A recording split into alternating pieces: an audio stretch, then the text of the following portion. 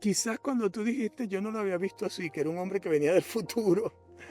Sí, yo no tengo dudas en pensar que es alguien adelantado a su tiempo. Sí. Ahora, al mismo tiempo, creo que es una persona con una gran intuición, una profunda y aguda intuición de quién es él, más allá de su propia vida, digamos, inmediata y terrenal. Pareciera, yo no lo puedo aseverar, pero pareciera que él tiene la intuición de que cuando tú dices, siente que ha llegado su momento, como que él prevé que, tal vez prevé que, o siente, percibe que la muerte se acerca, lo dice así, pero para él ese es el momento que le va a permitir encontrarse con Dios. Hola Carlos, Hola, qué gusto. muy bien. Gracias por Gracias, encantadísimo. acompañarnos Muchas el gracias día a ti. de hoy. Qué bueno, adelante, vamos a Claro. conversar sabroso, vamos a hablar de don José Gregorio Hernández. Carlos Ortiz, qué grato poder tener aquí a una persona que ha hecho un compendio tan interesante como es haber recogido las cartas de José Gregorio Hernández, haberlas seleccionado, porque hiciste una selección, y haberlas publicado en un libro para que todos sepamos quién es José Gregorio Hernández.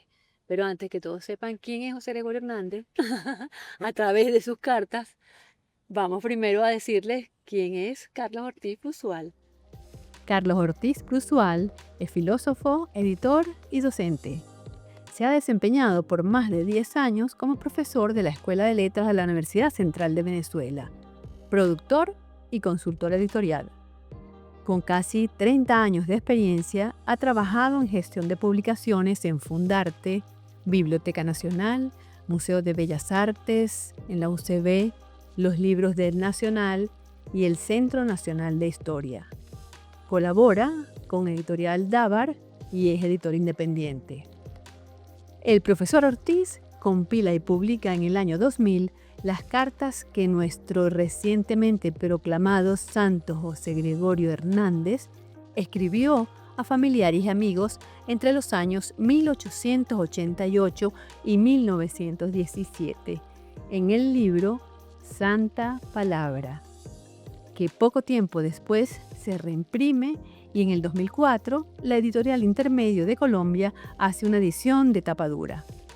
En el 2021 se reedita sumándosele algunas notas explicativas y algunos de sus textos literarios y científicos. En esas cartas se puede escuchar la voz del médico que habla sobre cosas cotidianas del país y de la medicina venezolana, y donde de cierta manera se asoma una especie de autobiografía, una historia privada contada por él mismo. Vivió hasta su muerte en un país que nunca estuvo en paz, siempre en crisis, de tal manera que fue influenciado por el contexto histórico dispar y a veces incluso en medio del caos. Escribe Enrique López Loyo en el prólogo del libro y acota: es muy raro que alguien no sepa quién es José Gregorio Hernández, pero tanto o más raro es que alguien sepa quién fue. Yo soy Inés Espinal y esto es un nuevo encuentro de Luz es lo que se ve. Carlos, cuéntame, a ver, ¿cómo es esta idea tan hermosa de sacar adelante este libro que se llama Santa Palabra, que tenemos en nuestras manos y que hace un compendio, como dije al principio, de la correspondencia privada de ahora nuestro santo, porque recientemente Claro. hemos tenido la noticia de que lo han canonizado y es una alegría y es como, sí, es como una alegría y es como una emoción. Yo creo que, porque no hay venezolano que no haya orado o no le haya orado o no le haya pedido a José Gregorio Hernández.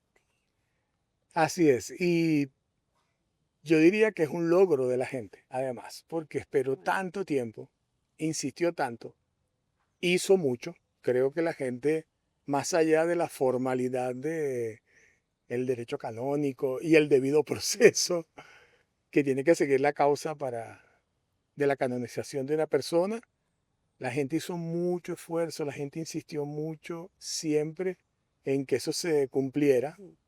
Y como se dice en Venezuela y como siempre decimos, muchísimo antes de que esto ocurriera, para la gente ya José Gregorio era el santo Sí, era nuestro santo. que ahora se oficializa, Ahora es vamos a usar formal, ahora esa es palabra. formal. Sí. Ahora, cuando yo hice esta compilación de las cartas de José Gregorio en el año 2000, para un primer libro que se publicó en aquella ocasión con los libros del Nacional, realmente yo me acerqué porque mi trabajo en los libros del Nacional era garantizar que hubiera títulos, contenidos siempre para publicar. Y teníamos una línea de trabajo en la que habíamos publicado cosas vinculadas con la historia y la memoria de Venezuela. Aristides Rojas, por ejemplo, Guillermo Meneses con el libro de Caracas, que lo habíamos publicado incluso en otra ocasión. Hicimos publicaciones de Humboldt, selecciones de sus recorridos en Venezuela, de José Gumilla, hasta una edición de los diarios de Colón. Publicamos Alfredo Cortina, claro, Carmen Clemente Travieso, y esa era una línea de trabajo que tenía mucho interés, pero había que mantenerla no solo circulando, sino renovándose. Y yo sabía de las cartas de José Gregorio Hernández por un amigo que en esa época era un escritor en proceso de iniciarse y de hacerse un nombre. Ahora, con el tiempo eso ocurrió, que es Juan Carlos Chirinos, que es trujillano, y él me había hablado de las cartas de José Gregorio Hernández. Yo recordé eso y dije, bueno, quizás las cartas de José Gregorio Hernández tengan interés para la gente. Puede hacerse un libro con eso. Y así di con las cartas, o mejor dicho, así nació la idea. No fue difícil dar con las cartas porque en el año 1968 la Universidad Central de Venezuela publicó las obras completas de José Gregorio Hernández, que tienen más de 1200 páginas. Y fue una compilación que hizo otro médico investigador de la Universidad Central de Venezuela también, el doctor Fermín Vélez Boza.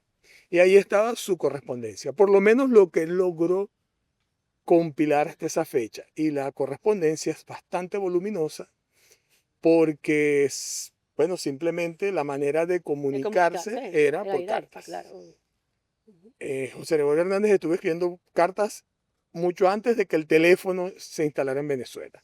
Que por cierto, El primer teléfono, sí, se instaló en su en su casa. según se lee en tu libro, Sí, sobre todo por unos temas un poco de de superstición, de superstición. extrañeza. Ajá, cuenta Así como hay eso. gente que Cuenta. piensa hoy en día que si siguen viendo Instagram o TikTok, le va a ocurrir algo extraño y un día se va a levantar caminando para atrás. También en esa época había gente que veía lo del teléfono con mucha suspicacia y de hecho la guía telefónica de ese momento comienza por Hernández José José Gregorio y Gregorio. después vienen los de la A. Claro, porque eso era un instrumento ahí diabólico, Así que es. uno no sabe cómo es posible que salga una voz de ese tubito, de Bueno, ese... y hasta ese punto él era una persona importantísima. Es decir, eso da una idea de cómo era percibido ya Eso, en vida por la gente. eso, Entonces, claro, si en la casa del doctor José Gregorio Hernández estaba el el teléfono, teléfono. sonaba, él contestaba y no le pasaba nada, que la gente No salía sabía, caminando para atrás. claro, no caminaba para atrás, bueno, la gente sabía que no había Qué problemas. increíble. Ahora, hay muchas cartas por eso, porque la comunicación era escrita mayormente y en muchos casos solo escrita. Y entre ese montón de cartas hay cartas personales, como tú pudiste ver al leer el libro, cartas que yo incluso consideraría íntimas, Sí, que sí, sí, tienen sí. mucho que ver con su estricta intimidad, con su vida personalísima. Cuando yo empecé a hacer esa revisión y me fui encontrando con estas cartas tan personales, empezó a cambiar mi visión del asunto. Ya no estaba pensando tanto en si podía o no tener interés para el gran público un libro con cartas de José Gregorio Hernández, sino que ya lo que estaba pensando era cómo con esas cartas se podía lograr que el propio José Gregorio Hernández fuese, bueno, si no el autor del libro, que fuese en el libro una persona que habla de sí misma, por sí misma. Claro, Entonces, casi como una autobiografía exactamente, a través de su letra, ¿no? es así. Qué bonito, porque ciertamente hay una selección. Me imagino que seleccionaste unas cartas sí o algunas otras Sí, cómo no. cartas no. Con qué criterio? O sea, ¿cuál fue el criterio de selección para hacer esto? El primero, como acabo de decir, es que era que fueran cartas personales, que realmente fuesen cartas en las que una persona está hablando de los asuntos de su vida De su cotidianidad. cotidiana, de sus preocupaciones, sus inquietudes, incluso sus proyectos, ambiciones, ilusiones que están en sus cartas. Esa fue la primera pauta. Ujú. Luego, entre las que en efecto eran cartas personales, traté de quedarme con las que más ayudaran a verlo a él, en las que se expresaran más y mejor su visión de la vida y y su subjetividad, Claro. su personalidad. Y luego las tuve que estructurar de manera que si las personas las leen corridas, como tú lo acabas de decir, es como si leyeran una autobiografía de José Gregorio Hernández. Mm, Por eso en este libro, Santa Palabra, dice José Gregorio Hernández por sí mismo. por sí mismo, sí. Ahora, luego me encontré con un detalle. Las cartas que él le dirige a Santos Aníbal Dominici, que era otro estudiante de medicina, llegó a ser médico y llegó a ser incluso rector de la Universidad Central de Venezuela, de una familia muy importante en el país, que ya su papá, abogado, también era una figura importantísima. A Santos Aníbal Dominici él le escribe muchas cartas, porque fueron compañeros de estudio. Dominici era un poco más joven que él llegó a vivir a esa casa en algún momento, hicieron una relación muy especial. Bueno, y era una suerte de dos geniecitos Sí, y era brillantes como su estudiando juntos. confidente, ¿no? Sí, Se siente en las cartas que él le escribe a Dominici eh, una, una cosa sí, más íntima. Él se siente como en mayor confianza de confesar lo que siente, sus temores, sus miedos, sus esperanzas o sus anhelos. Se las dice todas a Santos Dominici. Es muy hermoso porque también sublima mucho claro, lo que sentía, ¿no? Escribe como casi poesía. Tiene muy, momentos muy hermosos, muy buena observación. sí, y además muy profundo. Y además uno puede ver el personaje de verdad de carne y hueso porque con muchas contradicciones también. Sientes en un momento una persona deprimida, triste, como derrotada, como que Melancólico. ya melancólico, que ya no puedo más, o sea, ya quiero que la muerte llegue, porque Ujú. ya como ya llegó mi momento, ¿no? Ya lo que iba a hacer lo hice. Y en otros momentos una persona que tiene unas ganas de comerse al mundo, Sí, ¿no? ese Entonces, es el José Gregorio Hernández que está aquí. es bellísimo, bueno, y es un José Gregorio humano. Claro. No es esa figura que uno tiene en su cabeza, ¿no? No es esa figura que uno nació con ella, este, que es aquel señor formal de negro, que eso también es otro aspecto interesantísimo, que además José Gregorio era un dandy. Sí, yo diría que sí. Le encantaba la ropa bonita, le encantaba, o sea, se fijaba en eso, las buenas telas, ¿no? Y le Se gustaba, hacía la ropa, se hacía la ropa, los él. trajes, sí. Ajá, sí, sí. Yo creo que eso tuvo que ver con su tiempo en Francia, en París, también estuvo en Berlín, en esa época en particular, porque aunque los dandies eran ya, digamos, un movimiento o una especie en retirada, estaban ya como cuando llega el sol de los venados, Ajá, ajá. recogiéndose así hacia los esteros. Mm, Aún así, tenían una impronta muy fuerte. Bueno, no en balde la gran figura de eso fue Oscar Wilde, que no era poca exactamente, no cosa. era poca cosa. Y por las inquietudes intelectuales, artísticas de José Gregorio Hernández que las tenía, siempre hay que recordar que fue un escritor literario que llegó a publicar como Sí, escritor. Yo no tengo la duda de que él debe haberse acercado a ese mundo, ese ambiente intelectual, bohemio de París, y debe haber regresado ya lo habrá asumido y aquí llegó a Caracas de vuelta, ya no como ese joven De provincia, investigador, con ese joven de sí, provincia que va a Caracas. y muy severo, Ajá, que se fue a París, sino el mismo hombre de carácter, siempre severo, pero con unos usos y unas maneras que a la gente le desconcertaban. totalmente Entre otras, la de hacerse trajes, cortarlos, mandárselos a cortar y hacer, como él decía, diseñados por maravilloso. él, Qué con persona. colores que nadie usaba. Incluso en una de sus biografías se recogen un momento en que le hicieron una entrevista y le preguntaron por qué se vestía así, porque llegaba a usar hasta calcetines rojos. Wow.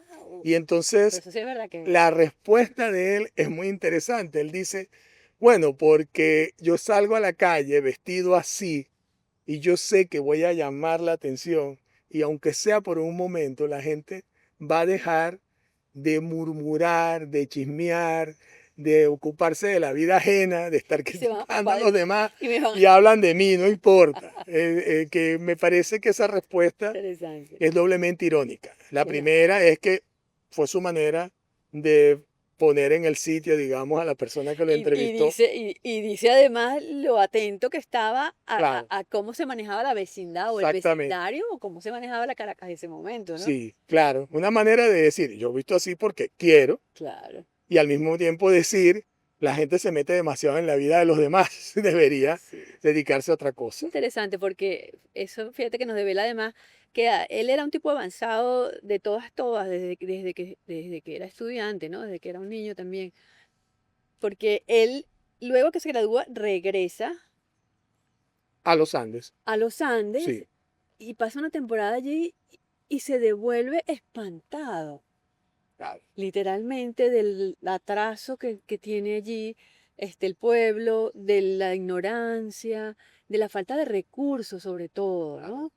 Y de eso, el manejo de las supersticiones con el tema de la medicina, ¿no? De cómo Bueno, se trata. fíjate que él salió siendo muy joven, llegó a Caracas al Liceo Villegas a estudiar, acompañado por amigos de su papá, que eran personas todas respetadas y respetables, que lo acompañaron hasta el colegio y ahí él pasó a ser el supervisor de disciplina del colegio, porque aparte de que realmente era muy aplicado, era, como decía, muy severo.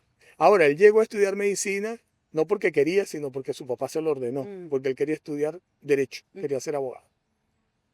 Cuando llega aquí, a esa edad, y entra prácticamente, no voy a decir que era una situación de clausura, pero estaba internado en ese colegio, se dedica a estudiar, se dedica a cultivar sus otras inquietudes como el dibujo, la música, era músico, a aprender así digamos con mucho empeño el latín, el griego, entra a la universidad, está entregado a los estudios, pero también es muy fiestero, él es un hombre joven que además está en una situación, aunque su familia no es una familia con bienes de fortuna, él tiene la suerte de que está en un contexto en el que está tranquilo, está, digamos, relativamente cómodo, puede disfrutar mucho de claro, las fiestas, etcétera. Cuando él se gradúa y regresa a Inotú, por primera vez él va a ver ese mundo como era, mm, no como cuando era un niño. mm, Porque cuando era un niño, aunque tenía que cargar agua y la autopsia que se hizo recientemente reveló que tenía una clavícula muy gruesa en comparación con la otra porque era porque, de llevar allí el peso de cargar el agua y hacía trabajos que se le pedían. Era un niño que jugaba, que estaba a sus anchas en una familia que lo quiso mucho, pero cuando regresa graduado de médico con toda esa experiencia y después de haber toda estado esa en Caracas visión. y se encuentra con aquello, para él es muy fuerte. Primero lo que tú dices, el encuentro con la superstición, con lo que él considera el atraso cultural, espiritual más tremendo que es la superstición, porque él siempre fue católico muy en serio, digamos, ¿no? Ujú. Y luego se encuentra con el asunto de que hay un boticario, hay una o dos personas más que de algún modo tratan de ocupar el espacio que podría tener un médico allí y él considera que también son personas que no entienden nada y que tratan la medicina de cualquier manera, pero además los médicos que había, que no eran muchos, no querían que él se quedara en la zona ejerciendo la medicina. Y el colmo de eso es que en algún momento lo acusan de estar en conspiraciones políticas. Él lo dice en una de sus Sí, cartas. tiene que Él dice, regresar aquí me están tachando de de godo godo. y voy a tener que irme porque voy a terminar preso o quién sabe qué me puede pasar. Sí. Es decir, que él se encuentra además con una resistencia muy fuerte, no solo desde el punto de vista de los problemas que implicaba, como él lo dice, que es muy difícil curar a la gente porque creen gallinas negras, en vacas, etcétera, sino que hay una resistencia a él que paradójicamente, vuelve y no tú, quiere ejercer la medicina en los Andes de donde él salió y lo ven como un extranjero. Sí. Extranjero y un tipo extraño. Fíjate qué cosa, eso es como un viaje, se me acaba de, el símil lo acabo de sentir, eso es como los viajes, el viaje del inmigrante ahora, ¿no? Que son esos viajes de regreso. Quiero decir con esto, por ejemplo, nuestros portugueses, nuestros españoles, nuestros italianos que vinieron y que ahora sus hijos se van o que ellos quieren retornar a sus tierras Sí. y no pertenecen ya a ese lugar. O sea, siguen siendo extranjeros en su Allá y propia tierra. acá, En su sí, propia bueno, tierra. bastantes Un historias. poco ese viaje de regreso, de De eso tengo unas cuantas historias muy Sí, cercanas. Sí, yo creo que claro. todos en este Todos en momento este tenemos país que somos la mitad. tenemos esa Somos historia. entre extranjeros Sí. y Es desubicados. interesante porque dentro de todo, hasta en ese punto, fue una persona como del futuro, ¿no? Fue un hombre que vino como del futuro. Eh, Leyendo las cartas, Ujú. me llama mucho la atención porque además él creo que conversa con Santos Domenici y le dice que está releyendo a la Ilíada, ¿no? Sí, Y le dice que cómo es posible que regaña un poco al amigo que no la entiende, le da la visión, su visión de lo que Homero quería decir y tal. Y también le habla de que había leído a Maquiavelo, sí, cómo no. ¿no? Es que era, Y dice, no estoy totalmente en su contra, pero estoy tratando de claro. entenderlo, ¿no? Y eso es una visión tan inteligente porque no es un rechazo visceral, sino un rechazo o como queriendo, déjame ver, déjame seguirlo leyendo para ver, porque esto es un hombre inteligente, pero no coincido con sus ideas, ¿no? ¿En qué punto encuentro la Eso idea? es algo que hay en el José Gregorio Hernández que yo encontré haciendo la selección de sus cartas y que decía que pasé de ver qué cartas había que se pudiesen publicar a tratar a tener que pensar cómo organizar un libro que permitiera que la gente se encontrara con ese José Gregorio Hernández que yo estaba viendo allí, que era una persona muy compleja desde el punto de vista intelectual, psicológico, de sus inquietudes. Y algo interesantísimo de él, que lo fui descubriendo después, a medida que a lo largo de 20 años empecé a indagar, a investigar, a tratar de comprender mejor a ese José Gregorio Hernández, es que él era un hombre que tenía muy claro lo que podríamos llamar el dogma de fe. Él no tenía ninguna duda sobre eso y de hecho no tenía ni siquiera la disposición de discutir eso, Sí, simplemente. ujú. Al mismo tiempo, siendo una persona que se podía considerar un hombre conservador por ser tan apegado a la doctrina de la iglesia, al punto de que en la introducción de sus elementos de bacteriología él declara como lo que está publicando es una obra científica, exactamente como tú lo dices, de avanzada. Al mismo tiempo él declara en la introducción que él es cristiano, católico, apostólico y romano y que nada de lo que está allí contradice su creencia y que él lo quiere dejar sentado. Claro, y deja sentado también que está en contra del positivismo Sí, absoluto. pero él, Ujú. que tiene esa postura, al mismo tiempo, cuando se plantea, impulsado por Luis Racetti, se plantea el debate acerca de que la Academia de Medicina tiene que pronunciarse con respecto al positivismo como la tendencia científica que es la que vale y prácticamente abrazar eso como como un apostolado. José Gregorio Hernández, una de las cosas que dice es que la academia no tiene o no tendría por qué meterse en eso, porque eso es un asunto de cada quien. que cada médico podría asumir o no alguna postura y que él pensaba que eso no era un asunto en lo que habría que meterse. Y luego, cuando ese debate se hace ya oficial, que se exige que se haga el debate y que se pronuncie, él manda una esquela a la reunión de la Academia Nacional de Medicina, de la que él era fundador junto con Racetti, una esquela en la que dice hay dos posiciones, el creacionismo y el positivismo. Yo soy creacionista, no hice más nada. Y él tuvo siempre la inquietud de que él no veía por qué había que exigirle a la gente que se declarara en favor o no de otra cosa. Entonces, ¿qué quiero decir? Él, que era la persona que en esa disputa se consideraba el conservador, tenía una mente mucho más abierta, era mucho más flexible y estaba mucho más dispuesto a convivir y entenderse con quien fuera que Racetti. Que a Racetti le preocupaba que los médicos no se declararan positivistas. Pero bueno, fíjate que tiene una frase que repite en alguna de sus cartas que dice todo es uno. Todo es uno. Y eso te habla de la amplitud de pensamiento, ¿no? Está en la introducción de su libro Elementos de Filosofía. En la filosofía, vamos a decirlo así, en la tradición cristiana, filosófica cristiana, romana, de la antigüedad, hay un filósofo muy importante, muy influyente, que es Plotino.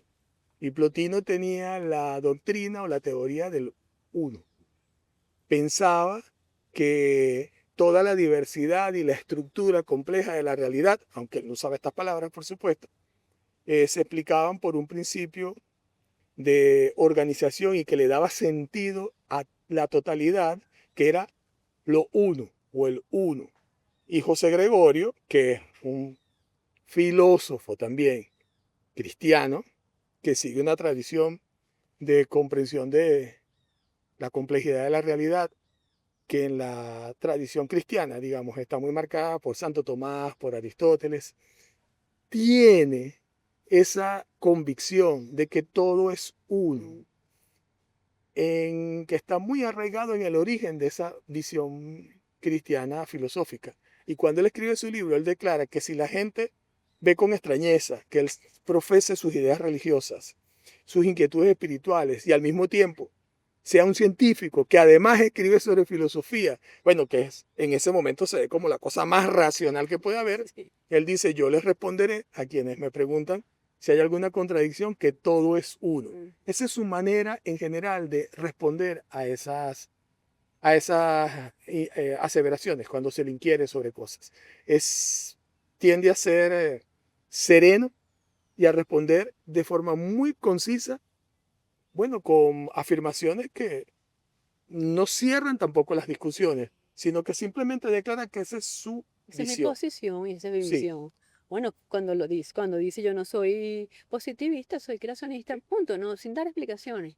Y ya está, esta es mi posición. En su libro, sí, de filosofía, él sí hace una observación con respecto al positivismo, y es que él dice que el positivismo niega la posibilidad de conocer la sustancia de las cosas, y él dice que sin eso no hay manera de hacer experimentación, inducción y deducción. Entonces él dice, en otras palabras, no puede haber ciencia sin metafísica. Bueno, son Pero mira qué declaraciones. tipazo de avance. Sí, claro. O sea, porque ahora que estamos hablando nosotros de conciencia, de peso de alma, de todo ahora, a partir del siglo XX, finales del siglo XIX. O sea, qué tipo tan de avanzada, qué tipo tan interesante, ¿no? Como persona, como ciudadano además.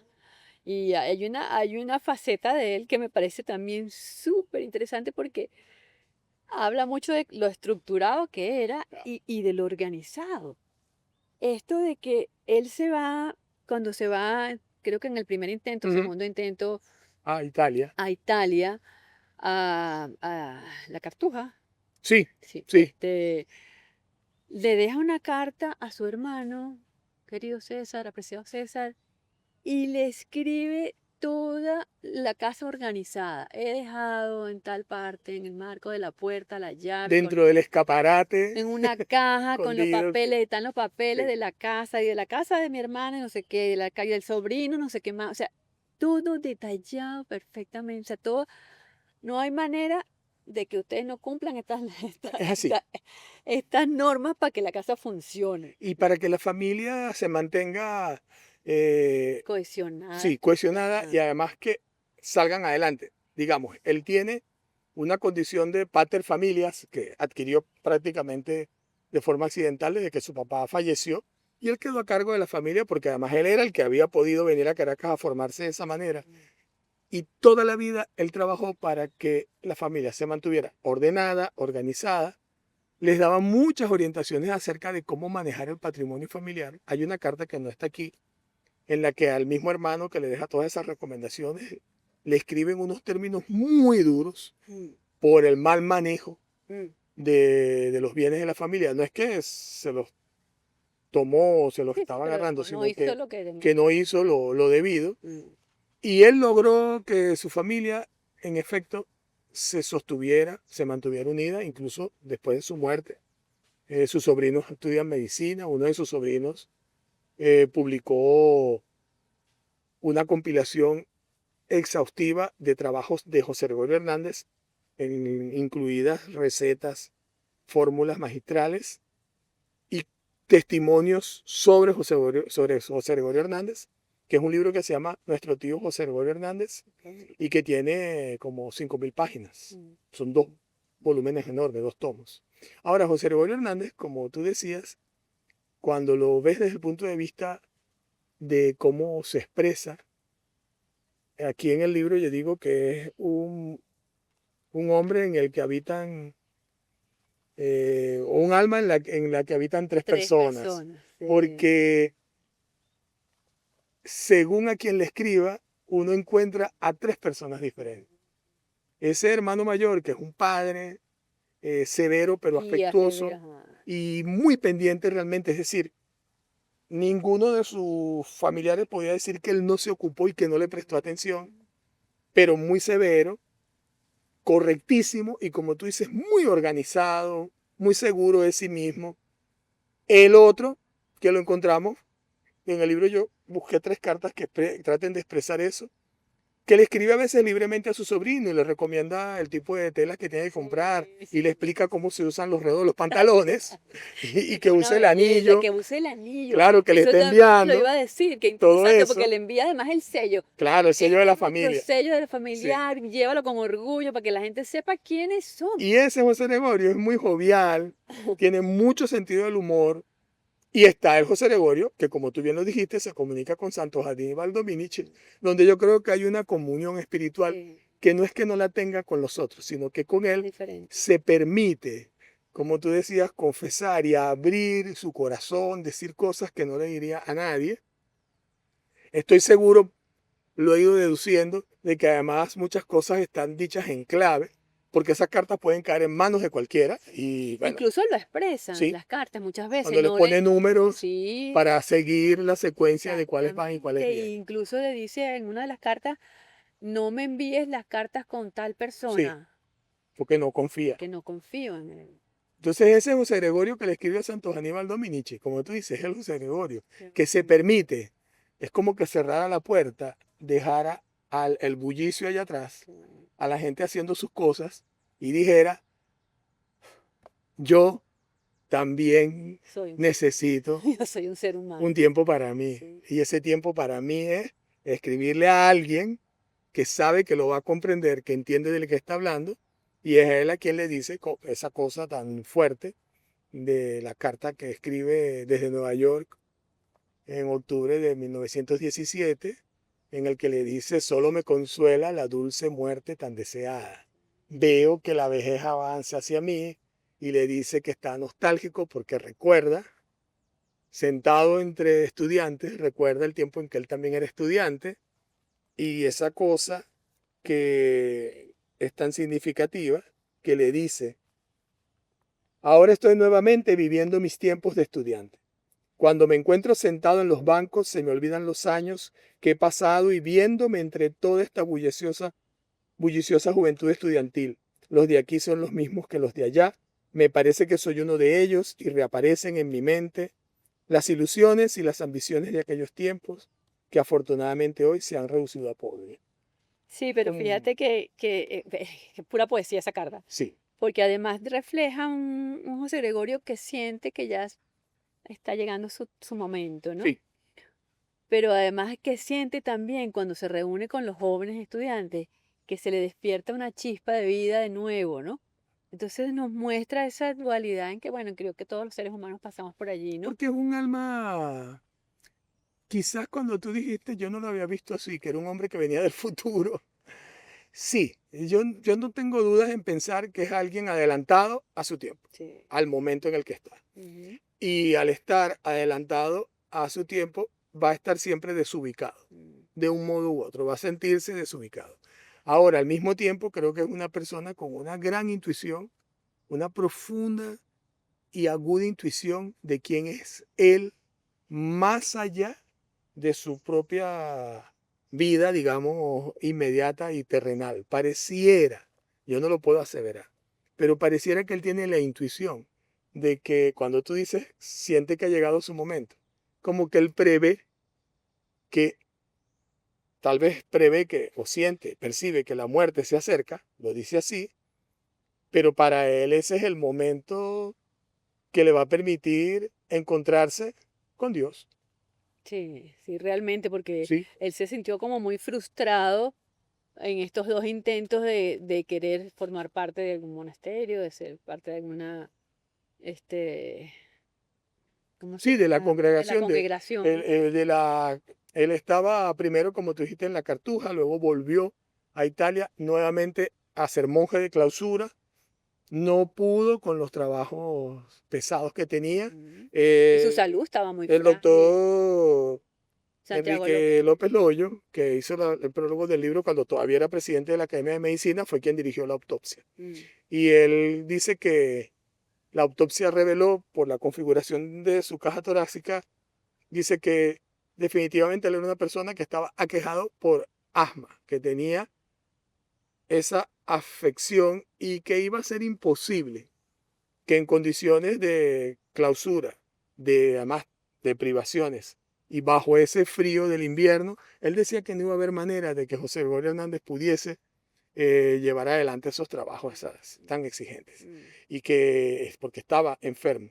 Ahora, algo que habla de su carácter es que cuando el prior de la orden le dijo que volviera a su país y buscara algo en que realizar su vocación, se volvió a entregar a la medicina y ya con un sentido de servicio y de aproximación y entrega al trabajo por la gente que, bueno, lo marcó hasta el final de sus días. Es así.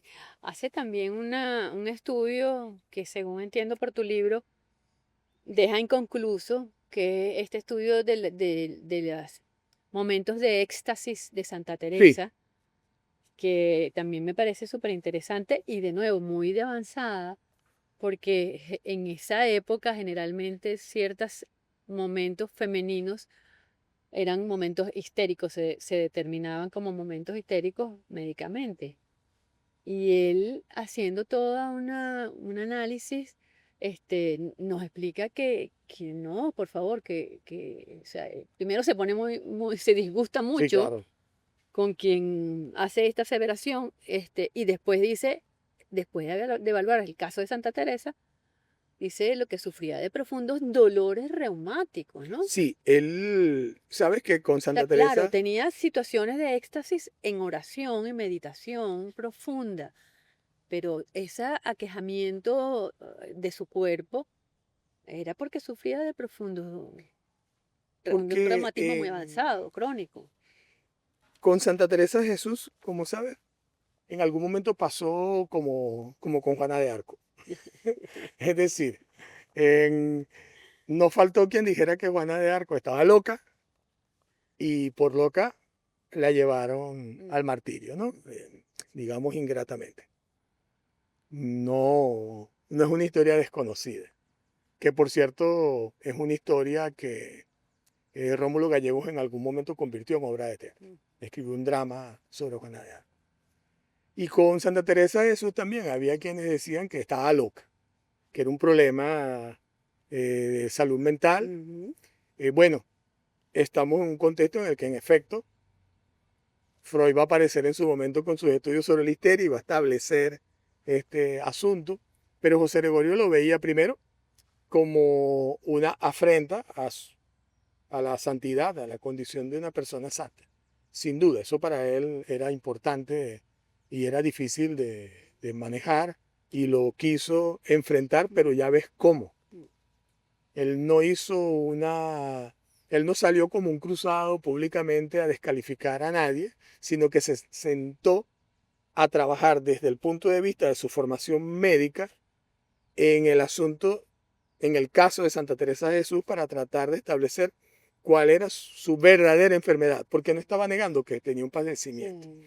Ahora, uno de los temas de disertación, de los 3 temas para su disertación como doctor en medicina, era cómo distinguir la locura aparente de la locura, de la verdadera locura. Es decir, él tenía desde el primer momento un interés por escudriñar y comprender la mente.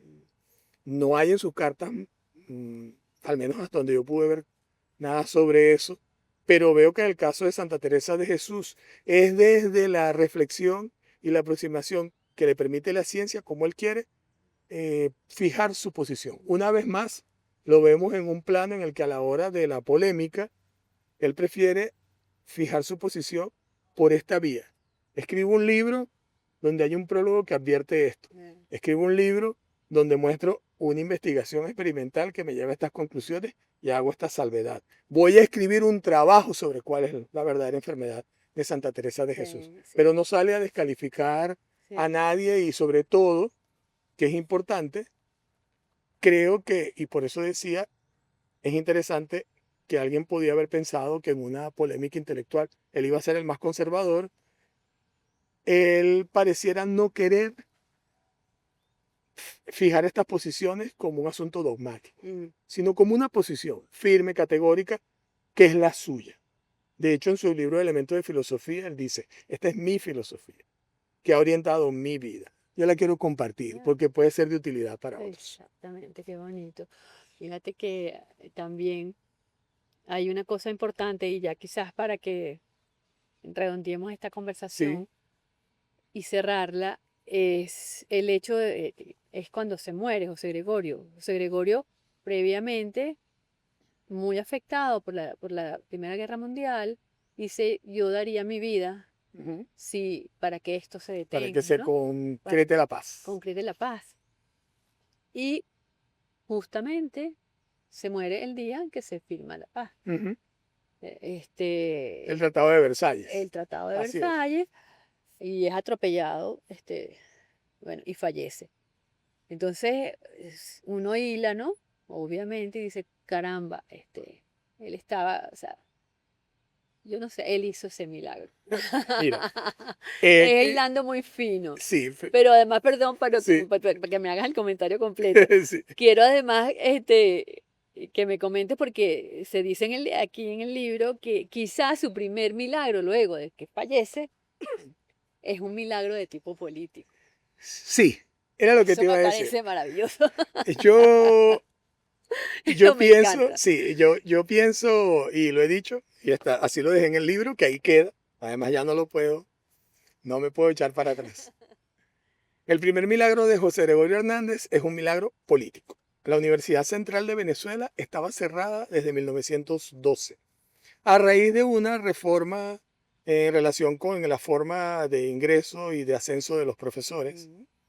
que venía también asociada a una dispersión de la casa de estudios. No iba a ser solamente allí donde luego fue el Palacio, es ahora el Palacio de las Academias, sino que se había previsto que tuviese ámbitos fuera del recinto. Ujú. Entonces se percibía como que era una manera de dispersar al movimiento estudiantil.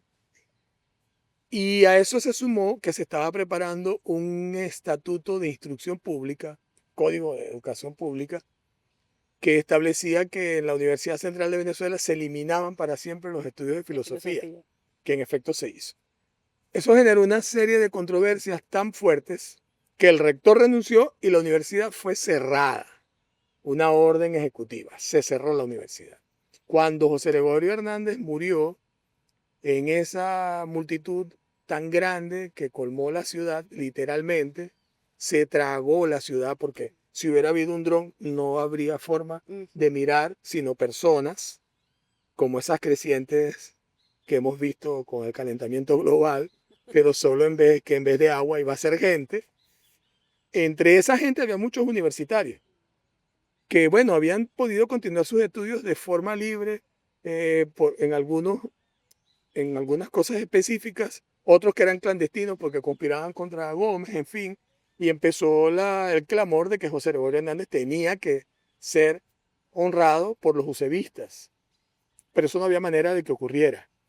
Ahora, hacia las 9 de la noche, el gobierno emitió un comunicado muy simple que decía que se abría el Paraninfo de la universidad para rendirle honores. Los universitarios hicieron una guardia de honor, lo velaron en el Paraninfo, empezó a escucharse dentro del Paraninfo un bramido, una cosa como que estuviera una crecida de río, y era la gente que estaba reclamando que les devolvieran a José Gregorio Hernández porque era de ellos. Ahí se armó también, la cosa se puso muy, muy candente. Sacaron la urna porque toda la gente quería llevarlo al cementerio. Hay que pensar que el entierro salió de la casa de su familia a las 10 de la mañana y llegó al Cementerio General del Sur a las 9 de la noche. Eso tardó en llegar y la gente lo llevaba, alzaba la urna, decían José Gregorio Hernández es nuestro. ¿Y por qué yo digo que fue un milagro político? Bueno, primero, logró algo que no se había podido lograr, y es que se abriera el recinto universitario, que Gómez diera la orden de abrir el recinto universitario. Es cierto que Gómez era una persona que le tenía mucho respeto a José Gregorio Hernández, también por una historia, puertas adentro de su familia, con José Gregorio Hernández y su hermano. Es cierto, y que en el alto gobierno había mucha gente cercana a José Gregorio Hernández porque eran usevistas. Pero lo cierto es que se abrió esa puerta. Y cuando yo trato de imaginarme que estoy allí, frente al Paraninfo de la universidad, en el contexto del gomecismo, y que esas puertas se abren para que ese hombre entre ahí, y ahí están mezclados, universitarios, comerciantes, gente pobre, malabaristas, vendedores de cosas, madres. Él hizo que una gran manifestación pública fuese un punto de reunión y encuentro de muchísima gente, y que la gente percibiera que podía hacer que ocurriera algo. Bueno, por eso yo digo que fue un milagro político, su primer milagro. Sobre todo que eso sucede en la universidad, o sea, en la casa que dice la sombra, en la casa de la educación. De donde él era, porque él era un hombre de la universidad y era un hombre de la iglesia, y eso es importante también entenderlo, que era un hombre que tenía esa condición de ser uno y múltiple. Era un hombre de la universidad, era un hombre de las artes, muy inclinado hacia la literatura, no solo la Ilíada. Él declara que está feliz de aprender inglés porque va a leer a Shakespeare en su idioma. Menciona autores como Fernández Moratín, que hoy en día es una rareza. Era un gran lector, muy erudito, políglota. Y cuando él hace ese ofrecimiento de que se concrete la paz, que él daría su vida porque se concrete la paz, también está siendo muy congruente también consigo mismo. E insisto, no tengo cómo asegurarlo, pero sospecho que eso tenía que ver con su intuición de que él estaba por, digamos así, empezar su vida más allá de esta. Porque la biografía de José Gregorio Hernández sigue. Se muere en 1919 y sigue teniendo una vida, y una vida real entre las personas. Pero muy real, muy presente. Sin duda.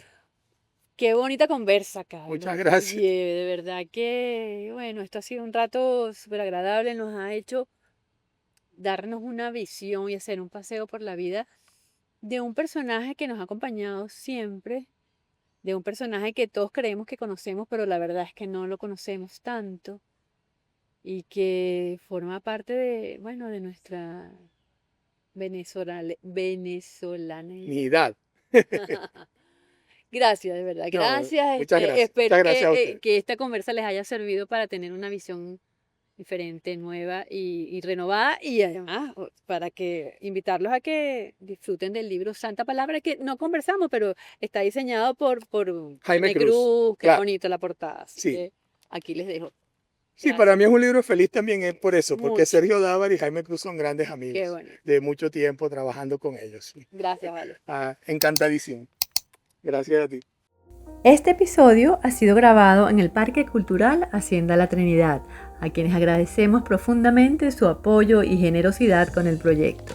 Agradecemos a Cacao de Origen, un espacio para el encuentro, para la investigación, la educación y promoción del cacao y el chocolate venezolano, por sumarse a este proyecto.